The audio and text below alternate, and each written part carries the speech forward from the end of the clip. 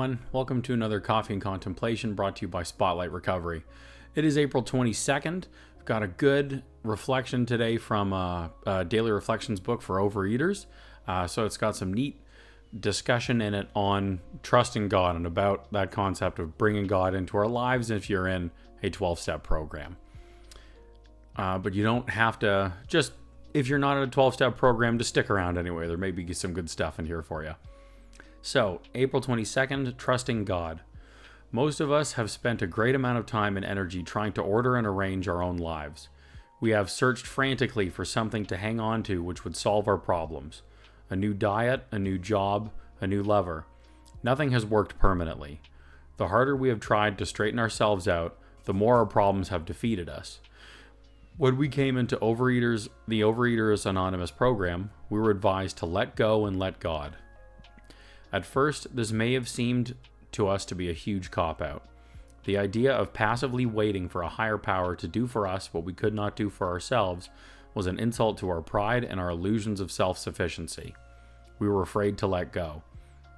It's required that we be willing to trust our higher power with our lives in order to receive strength and direction. From our vantage point of limited knowledge, there is risk involved in letting go.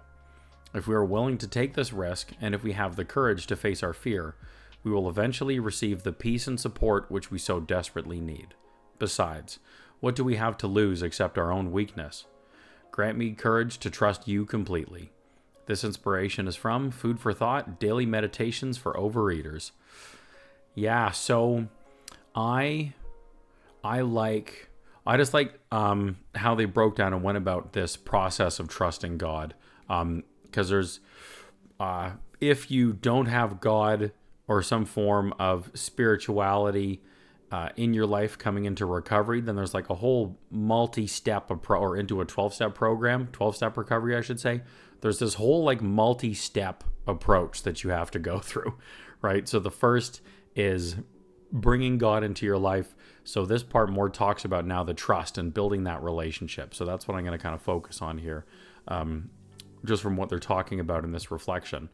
So the first paragraph, I really identified with that a lot. And I really like how they give this little snapshot of that addict history and behavior of trying to control and make our lives just so, and then trying to reach out for other things outside of us, other people, places, and things to then help fill those voids, help us, like, again, arrange things just so, like just that need for control.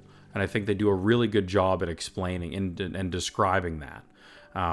Search frantically for something to hang on to which would solve our problems. Yeah, that's the line. There it is. That is me completely. I resonate with that one so much. And those examples they put are really good too. And with that truth of nothing has worked permanently. If any of it did work permanently, we wouldn't be here. And then that following line too, the harder we had tried to straighten ourselves out, the more our problems have defeated us. So for me, in my experience, I hear that as just the more we tried to frantically find something to hang on to, or then like the harder we would grab onto it to not let go, then actually the harder that those problems would overwhelm us, the quicker the thing we're trying to hang on to would leave, or we would have to leave the situation, whatever it may be.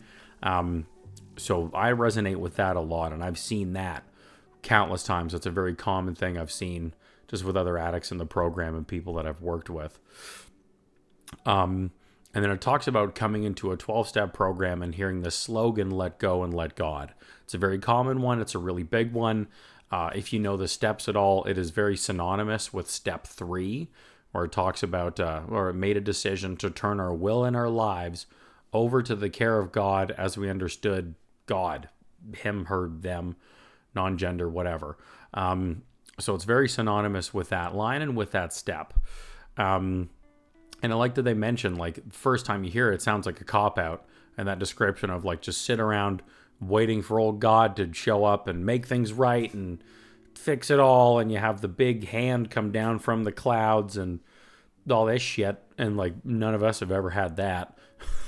So I like that they talk about that too, because that's a pretty common skepticism that a lot of people have. I know that I do too.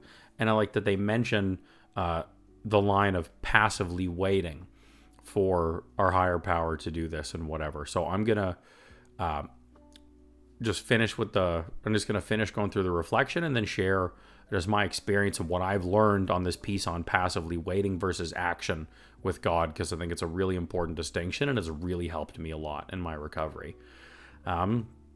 So, third paragraph here, it's required that we be willing to trust our higher power with our lives in order to receive strength and direction. From our vantage point of limited knowledge, there is a risk involved in letting go. If we're willing to take this risk, have the courage to face our fear, eventually receive the peace and support which we need, all of this stuff. Yeah, so I'm wanting to go in a bit of a different direction on it myself. I definitely get something out of that, and I think that's like, this third paragraph to me sounds like a little bit of like a promise of what can happen if you trust God, your higher power, if you trust this process and do this work. These are things that can happen for you. So yeah, I guess that's what stands out for me. It's just similar to like the promises. Like, this is a promise. This is an example of what they're talking about.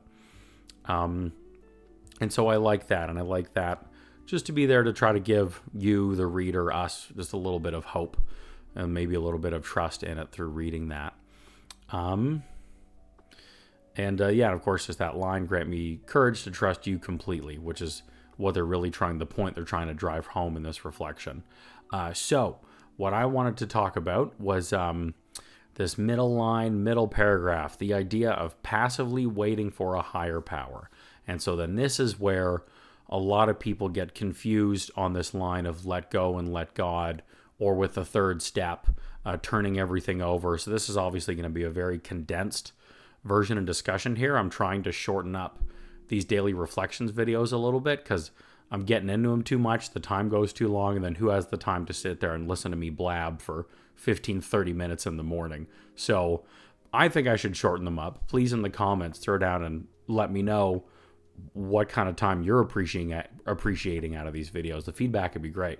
But anyways, so passively waiting, or the concept of turning something over. So the main difference here, and what I've learned in recovery, is that we do the work, but we leave the result over to God, to a higher power, to the universe. Ultimately, we let the result go. And it can get tricky. It's very hard for us as addicts. I mean, letting go in general, but letting go of this sense of control or of a result is a big challenge for us. Old addict behavior will have a goal in mind, which is typically just get high, or in this case, right, for overeaters, so overeat, binge, whatever the behavior is. We have the goal in mind, which is typically addiction focused. I will do whatever it takes to accomplish this goal. Absolutely anything. And then that's where our character defects come in, and we are causing harm to people, like the typical lying, cheating, stealing, manipulating. We don't care whose toes we step on or what the consequences are, or we'll deal with them later because we just need this fix now. So then behavior-wise in recovery, you have a goal. We're going to shift it now, so it's a different goal. I don't know, let's use an example of a new job. I want a new job. I want this job specifically. So I'm going to do everything I can in order to try to get that job, but with spiritual principles in mind. So not lying, cheating, stealing, manipulating, all of this stuff.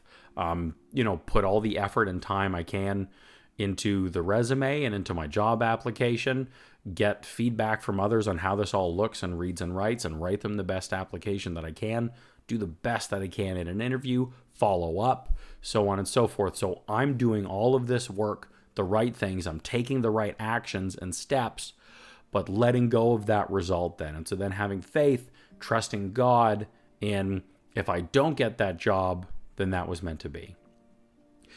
And I know that can sound crazy, but like, if you know you couldn't have done anything more to get that job without lying, cheating, stealing, and you still didn't get it, then how is that not meant to be? Like, I don't believe that we are on this planet and should live and act in behavior that is dishonest and damaging to others and things like that. So I wouldn't use that then as an excuse or a justification of saying, oh, see, this is why that went wrong. Or if I did that, then I would have got the job. Like, it doesn't fit right for me. It doesn't sound right. So keeping in line with spiritual principles, having trust, having faith, you did all the right things and all the right steps. There's nothing more you could have done for this outcome, and it still didn't happen, then that's where the let go comes in. That's where the let go and let God comes in, and just having faith that you're going to be okay, that things are going to turn out, that something else is going to come in its place at the right time when you are ready, so on and so forth. So there's that perspective. I hope this makes sense. I just wanted to differentiate between the two because it's a point a lot of people get stuck on, and it's a really important one. So there we go. So I hope you enjoyed today's reflection and the point, the little thing I was just talking about there. Please throw down in the comments what stands out for you. What did you take out of this reflection? How do you feel about the let go and let God piece? How do you incorporate this into your life? Would love to hear and see those comments down in there. I do private recovery coaching with folks. So if you're liking the things I'm talking about, but feel like it's going to be a struggle for you to be able to incorporate them into your life, or want some support around it, please reach out to me. Contacts in the description. I'd be happy to chat with you and see if there's a way that I can help support you through that. Okay. In the description are other ways Spotlight Recovery can support you, and also ways that you can support Spotlight Recovery. So please check them all out if you're enjoying these videos. We'd really appreciate it. And in the meantime, just thank you for joining us today and watching the video. Wishing you a blessed 24 in your recovery today, and trusting God or your higher power a little more. And we'll see you again tomorrow.